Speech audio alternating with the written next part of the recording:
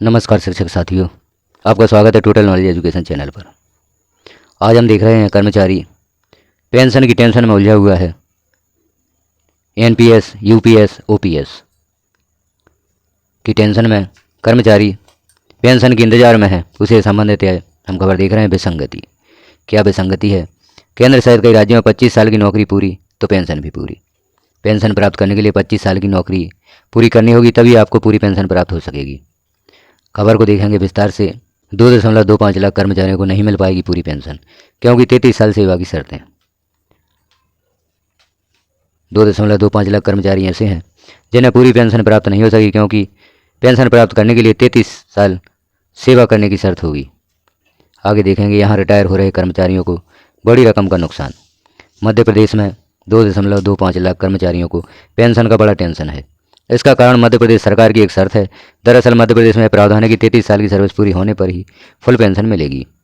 7.5 लाख कर्मचारियों में 2.25 लाख कर्मचारी ऐसे हैं जो 33 साल की नौकरी पूरी करने के पहले ही रिटायर हो जाएंगे। यह शर्त अर्हतादायी सेवा कहलाती है। ये शर्त जो कर्मचारी पूरा नहीं कर पाएंगे उन्हें पूरी पेंशन नहीं मिलेगी। मौजूदा स्थिति में जो कर्मचारी रिटायर हो रहे हैं उन्हें पूरी पेंशन का लाभ नहीं मिल रहा है।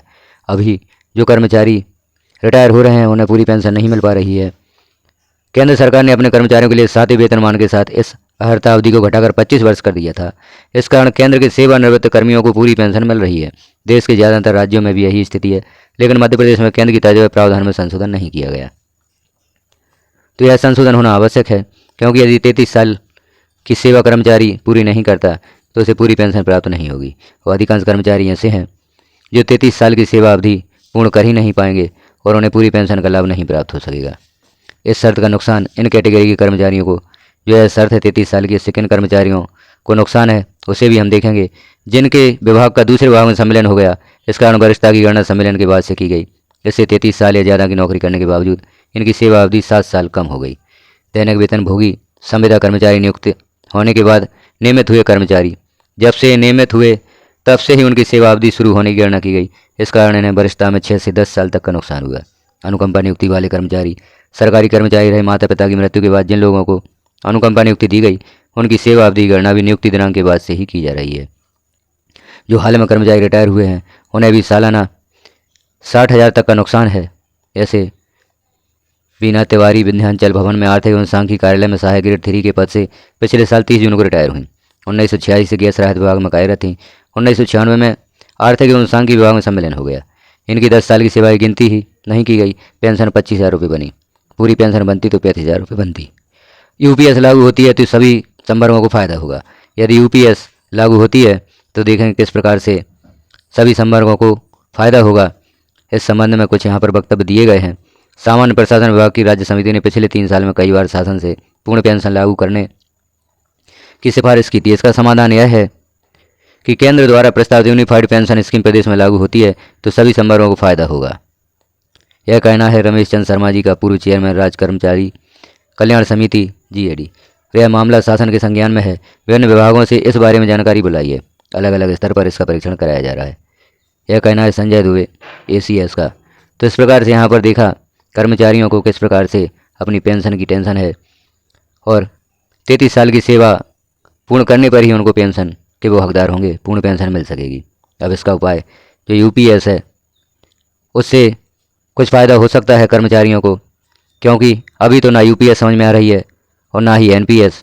अभी कर्मचारी चाहते हैं कि उन्हें ओपीएस दी जाए, क्योंकि ओपीएस ही सही पेंशन है जिससे कर्मचारी रिटायरमेंट के बाद कुछ सहारा मिल सकता है।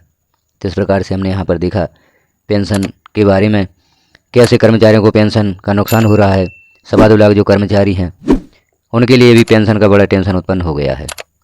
वह कैसे 33 साल की सर्विस पूरी करेंगे तभी उनको पूरी पेंशन मिल पाएगी। तो आगे देखेंगे यूपीएस से संबंधित जानकारी, यूपीएस में कौन सा फ़ायदा होगा, क्योंकि अभी कर्मचारियों को यूपीएस भी समझ नहीं आ रहा और एनपीएस भी समझ में नहीं आ पा रहा है, क्योंकि कोई कहता है एनपीएस में फ़ायदा है, कोई कहता है यूपीएस में फ़ायदा है और कर्मचारी डटे हुए हैं कि उन्हें ओपीएस ही प्रदान की जाए। तो और आगे देखेंगे किस प्रकार से कर्मचारियों को राहत मिलती है, किस प्रकार से कौन सी पेंशन प्राप्त हो पाती है।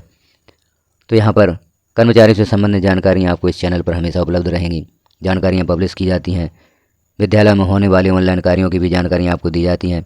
किसी भी कार्य करने में आपको प्रॉब्लम आती है, जैसे UDISE plus, student mapping, profile updation, डिजीगो पोर्टल जैसे महत्वपूर्ण कार्य जो भी विद्यालयों में होते हैं, उनमें यदि किसी प्रकार की आपको प्रॉब्लम है तो इस चैनल पर विजिट करके आप उन प्रॉब्लम्स का भी समाधान पा सकते हैं।